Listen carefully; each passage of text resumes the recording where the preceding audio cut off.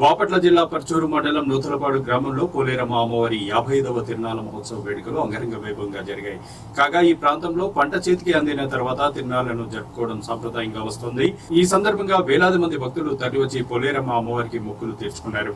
కాగా జాతరలో షిడి పెళ్లి కొడుకు షిడిమాన ఉత్సవం విశేషతను సంతరించుకుంది. మేకపోతును పూజించి అమ్మవారికి ఆవాహింపచేసి ఆ మేకపోతును ఊసల పెట్టెలో ఉంచి షిడిమానుకు వేలాడదీయడంతో సాంప్రదాయం. దీంతో పాటు షిడిమానుకు రైతులు తాము పండించిన పంటలను వేలాడదీసి తమ భక్తిని చాటుకుంటారు. అనంతరం షిడిమాన్ను అమ్మవారి ఆలయం చుట్టూ 3 సార్లు తిప్పి గ్రామంలోని ప్రధాన వీధుల గుండా తిప్పుతూ యువకుల కేరింతలతో గ్రామోత్సవం నిర్వహించారు.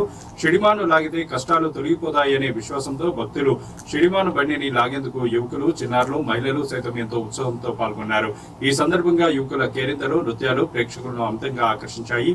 తిరునాళ్ల సందర్భంగా ఆలయ ప్రాంగణంలో విద్యుత్ ప్రభలు, అమ్మవారి డిజిటల్ సెట్టింగ్లను ఏర్పాటు చేశారు. తిరునాళ్ల సందర్భంగా ఆలయ ప్రాంగణంలో ఏర్పాటు చేసిన జాయింట్ వీల్స్ భక్తులను విశేషంగా ఆకర్షించాయి. తిరునాళ్లలో ఎలాంటి అవాంఛనీయ సంఘటనలు చోటు చేసుకోకుండా పోలీసులు ప్రత్యేక బందోబస్తును ఏర్పాటు చేశారు.